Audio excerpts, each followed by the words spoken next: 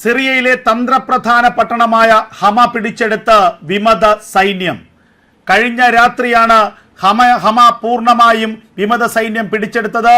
നൂറുകണക്കിന് സിറിയൻ സൈനികരെ, ഔദ്യോഗിക സൈനികരെ കൊന്നൊടുക്കിയാണ് ഹമ എന്ന തന്ത്രപ്രധാനമായ പട്ടണം വിമത സൈന്യം പിടിച്ചെടുത്തത്. 10,000-കണക്കിന് സിറിയൻ സിവിലിയൻസ് ആ പ്രദേശത്ത് നിന്നും ഒഴിഞ്ഞു പോയിരിക്കുന്നു, കൂട്ടപലായനം ചെയ്തിരിക്കുന്നു. ഇനി അവശേഷിക്കുന്നത് ഡമാസ്കസ് ആണ്. സിറിയയുടെ തലസ്ഥാനമായ ഡമാസ്കസിലേക്കുള്ള വലിയ മുന്നേറ്റമാണ് വിമത സൈന്യം നടത്തുന്നത്. കഴിഞ്ഞ ദിവസം അതിരൂക്ഷമായ ആക്രമണമായിരുന്നു ഹമയ്ക്ക് സമീപം വിമത സൈന്യവും സിറിയയുടെ ഔദ്യോഗിക സേനയും തമ്മിൽ നടന്നത്. അതേസമയം കനത്ത തിരിച്ചടിയാണ് സിറിയൻ ഭരണകൂടത്തിനുണ്ടായിക്കൊണ്ടിരിക്കുന്നതെന്നുള്ള വിവരങ്ങളാണ് സിറിയയിൽ നിന്ന് പുറത്തു വരുന്നത്. ഈ നില തുടരുകയാണെങ്കിൽ അധികം വൈകാതെ സിറിയയുടെ ഭരണത്തെ വിമത സൈന്യം അട്ടിമറിക്കുമെന്നും സിറിയൻ പ്രസിഡന്റ് ബാഷർ അൽ അസദിനെ അവർ അറസ്റ്റ് ചെയ്യുമെന്നുള്ള വിവരങ്ങൾ പുറത്തു വരുന്നു. അതേസമയം ബാഷർ അൽ അസദ് എവിടെയാണെന്നത് സംബന്ധിച്ച് ഒരു വിവരവുമില്ല, ഒളിവിൽ പോയിരിക്കുന്നു എന്നുള്ള വിവരമാണ് ഇപ്പോൾ പുറത്തു വരുന്നത്. വലിയ മുന്നേറ്റമാണ് വിമത സൈന്യം. HTS-ഉം അതുപോലെ തന്നെ തുർക്കിയുടെ പിന്തുണയോടെ പ്രവർത്തിക്കുന്ന സിറിയൻ നാഷണൽ ആർമിയും ചേർന്നുള്ള സൈനിക സഖ്യം നടത്തുന്നത്. സൈനിക അട്ടിമറിക്കുള്ള ഏറ്റവും പ്രധാനപ്പെട്ട സൂചനകൾ പുറത്തു വന്നിരിക്കുന്നു. സിറിയയിലെ ഏറ്റവും പ്രധാനപ്പെട്ട തന്ത്രപ്രധാനമായ പട്ടണമായ ഹമ വിമത സൈന്യം പിടിച്ചടക്കിയിരിക്കുന്നു. നൂറുകണക്കിന് സിറിയൻ ഔദ്യോഗിക സേനാംഗങ്ങളെ കൊന്നുതള്ളിയാണ് ഈ മുന്നേറ്റം വിമത സൈന്യം നടത്തിയിരിക്കുന്നത്. ദിവസങ്ങൾക്ക് മുൻപാണ് അലപ്പോ വിമത സൈന്യം പിടിച്ചെടുത്തത്. അലപ്പോയ്ക്ക് ശേഷം വിമതസേന പിടിച്ചെടുക്കുന്ന ഏറ്റവും പ്രധാനപ്പെട്ട നഗരമാണ് ഹമ. ഇനി വിമത സൈന്യത്തിന്റെ മുന്നേറ്റം ഡമാസ്കസിലേക്കാണ്. ഡമാസ്കസ് കൂടി പിടിച്ചെടുത്തു കഴിഞ്ഞാൽ സിറിയയിലെ ഭരണം തന്നെ വിമത സൈന്യത്തിന്റെ കയ്യിലാകുമെന്ന കാര്യത്തിൽ യാതൊരു സംശയവുമില്ല. ഹമ പിടിച്ചെടുത്ത ശേഷം ഹമയിലെ ഏറ്റവും വലിയ സെൻട്രൽ പ്രിസൺ ഒഴിപ്പിക്കുകയായിരുന്നു വിമത സൈന്യം ചെയ്തത്. അവിടെയുള്ള ആയിരക്കണക്കിന് കുറ്റവാളികളെ, അവരിൽ കൊടും കുറ്റവാളികളുണ്ട്, വധശിക്ഷയ്ക്ക് വിധിക്കപ്പെട്ടവരുണ്ട്, അതുപോലെ തന്നെ ജീവപര്യന്തം തടവിന് ശിക്ഷിക്കപ്പെട്ടവരുണ്ട്. ഇവരെയെല്ലാം തുറന്നു വിടുകയായിരുന്നു വിമതസേന എന്നുള്ള വിവരങ്ങളും പുറത്തു വരികയാണ്. വിമത സൈന്യത്തിന്റെ മുന്നേറ്റത്തെ തടയാൻ കഴിയാതെ ഭയന്നോടുകയാണ് സിറിയയുടെ ഔദ്യോഗിക സേന. സിറിയയുടെ പ്രസിഡന്റ് ബാഷർ അൽ അസദ് തന്നെ ഒളിവിൽ പോയിരിക്കുന്നു. വിമതസേനയുടെ കയ്യിൽ കിട്ടിയാൽ ബാഷർ അൽ അസദിനെ വധിക്കുമെന്ന് വിമതസേനയുടെ തലവൻ മുഹമ്മദ് അൽ ഗൊലാനി നേരത്തെ വ്യക്തമാക്കിയിരുന്നു. ഇതിന് പിന്നാലെയാണ് ബാഷർ അൽ അസദ് ഒളിവിൽ പോയത്.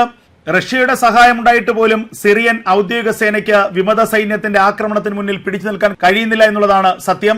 നേരത്തെ അലപ്പോ പിടിച്ചെടുത്ത ശേഷം റഷ്യയുടെ വ്യോമസേന 2 ദിവസം തുടർച്ചയായി വിമത സൈന്യത്തിന് നേരെ വ്യോമാക്രമണം നടത്തിയിരുന്നു. അതിൽ 1000-ലധികം വിമത സേനാംഗങ്ങൾ കൊല്ലപ്പെട്ടു. പിന്നാലെ വിമതസേനയുടെ വമ്പൻ ഭീഷണി റഷ്യക്ക് നേരെ ഉണ്ടായിരുന്നു. അതിനുശേഷം റഷ്യയുടെ ഭാഗത്തു നിന്നുള്ള ആക്രമണത്തിന്റെ തോത് കുറഞ്ഞു. മുൻകാലങ്ങളിൽ സിറിയയിലെ ഔദ്യോഗിക സേനയെ സഹായിച്ചിരുന്നത് ഇറാനാണ്. ഇപ്പോൾ ഇറാൻ നിഷ്പക്ഷമായി നിൽക്കുകയാണ്. ഇറാൻ നിശബ്ദമാണ്. ഇറാൻ സൈന്യത്തെ അയക്കാമെന്നും പിന്തുണയ്ക്കാമെന്നും ഒക്കെ പറയുന്നുണ്ടെങ്കിൽ പോലും കാര്യമായി ഈ യുദ്ധത്തിൽ ഇടപെടുന്നില്ല എന്നുള്ളതാണ് യാഥാർത്ഥ്യം. അതേസമയം ഇറാൻ സിറിയയിലേക്ക് സൈന്യത്തെ അയക്കരുതെന്ന് മുന്നറിയിപ്പ് നൽകിയിരിക്കുകയാണ് ഇസ്രായേൽ പ്രതിരോധ മന്ത്രി ഇസ്രായേൽ കാറ്റ്സ് തന്നെയാണ് ഔദ്യോഗികമായി ഇക്കാര്യം വ്യക്തമാക്കിയിരിക്കുന്നത്. ഒരു തരത്തിലും സിറിയൻ ആഭ്യന്തര കലഹത്തിൽ ഇറാൻ ഇടപെടരുത്. ഇറാൻ സൈന്യത്തെ അയക്കുകയോ വിമത സേനയെ സഹായിക്കുകയോ ചെയ്താൽ അത് ആത്യന്തികമായി ഹിസ്ബുള്ളയ്ക്കായിരിക്കും ഗുണമുണ്ടാക്കുക. ഹിസ്ബുള്ളയ്ക്ക് ഗുണമുണ്ടാകുന്ന എന്തെങ്കിലും ഒരു പ്രവർത്തനം ഇറാന്റെ ഭാഗത്തുനിന്നുണ്ടായാൽ അത് വച്ചു പൊറുപ്പിക്കില്ലെന്നാണ് ഇപ്പോൾ ഇസ്രായേലിന്റെ വമ്പൻ മുന്നറിയിപ്പ്. സിറിയയുടെ ആഭ്യന്തര വിഷയത്തിൽ വളരെ കരുതലോടുകൂടി മുന്നോട്ട് പോകാനാണ് ഇസ്രായേലിന്റെ തീരുമാനം. ഇസ്രായേലിന്റെ പിന്തുണ സിറിയയുടെ പ്രസിഡന്റ് ബാഷർ അൽ അസദ് തേടിയിരുന്നു. എന്നാൽ ഇതിനോട് ഔദ്യോഗികമായി ഇസ്രായേൽ പ്രതികരിച്ചിട്ടില്ല. കാരണം ബാഷർ അൽ അസദും അതുപോലെ തന്നെ അവിടുത്തെ വിമത സൈന്യവും ഇസ്രായേലിനെ സംബന്ധിച്ച് ഒരുപോലെയാണ്. രണ്ടുപേരും ഇസ്ലാമിക ഭീകരവാദികളാണ്. എല്ലാ കാലത്തും ഇസ്രായേലിനെ ശത്രുവായി കാണുന്ന കൂട്ടരാണ് ഇരുകൂട്ടരും. അതുകൊണ്ട് തന്നെ ഇവരിൽ ആരെ സഹായിച്ചാലും അതുകൊണ്ട് പ്രയോജനമില്ല എന്നുള്ളത് ഇസ്രായേലിന് വ്യക്തമായി അറിയാം. അതുകൊണ്ട് ഇക്കാര്യത്തിൽ വളരെ കരുതലോടുകൂടിയുള്ള ഒരു നിരീക്ഷണമാണ് ഇസ്രായേൽ നടത്തുന്നത്. എന്നാൽ ഇറാന്റെ പിന്തുണ ഇതിൽ ആർക്കെങ്കിലും ഉണ്ടായാൽ ആ സമയത്ത് ഇടപെടുമെന്നാണ് ഇസ്രായേൽ വ്യക്തമാക്കിയിരിക്കുന്നത്. നിലവിൽ ഇറാന്റെ ഔദ്യോഗിക നേതൃത്വത്തോട് ചേർന്ന് നിൽക്കുകയാണ് ഇറാൻ. പക്ഷേ സിറിയയിലെ വിമത വിഭാഗത്തിനെ പിന്തുണയ്ക്കണമെന്നുള്ള ഒരു ചിന്തയും ഇറാന്റെ ഭാഗത്തുണ്ട്. അത്തരത്തിലൊരു പിന്തുണ ഇറാൻ നൽകുകയാണെങ്കിൽ അത് സഹായമാകുക ഹിസ്ബുള്ളയ്ക്കായിരിക്കും. കാരണം ഹിസ്ബുള്ളയുടെ പ്രവർത്തനത്തെ പൂർണ്ണമായും പിന്തുണയ്ക്കുന്ന ഭരണകൂടവും വിമത സൈന്യവുമാണ് സിറിയയിലുള്ളത്. ഇവരിൽ ആര് അധികാരം പിടിച്ചാലും ഹിസ്ബുള്ളയ്ക്ക് അത് വലിയ നേട്ടമാകും. സിറിയയാണ് ഹിസ്ബുള്ളയുടെ ആയുധക്കടത്തിന്റെ ഉറവിടം. ഇറാനിൽ നിന്നുള്ള ആയുധങ്ങൾ സിറിയയിലേക്ക് എത്തുന്നു. സിറിയയിൽ നിന്ന് ലോകത്തെ ഇസ്ലാമിക ഭീകരവാദികൾക്കെല്ലാം ആയുധമെത്തുന്നു. അതിൽ ഏറ്റവും ഗുണം ലഭിക്കുന്നത് ഹിസ്ബുള്ളയ്ക്കാണ്. സിറിയ ലെബനൻ അതിർത്തി വഴിയുള്ള കോറിഡോർ വഴി വൻതോതിലുള്ള ആയുധങ്ങളാണ് ലെബനനിലേക്ക് എത്തുന്നത്, ഹിസ്ബുള്ള പക്കലേക്ക് എത്തുന്നത്. ഈ ഇസ്രായേൽ ഹിസ്ബുള്ള യുദ്ധം ആരംഭിച്ചതിന്റെ ആദ്യ ഘട്ടത്തിൽ തന്നെ ഹിസ്ബുള്ളയുടെ ആയുധ ശേഖരവും ഹിസ്ബുള്ളയുടെ ആയുധ വിതരണ ശൃംഖലയും തകർക്കുകയായിരുന്നു ഇസ്രായേൽ ലക്ഷ്യമിട്ടത്. ആ ലക്ഷ്യം ഇസ്രായേൽ നിറവേറ്റുകയും ചെയ്തു.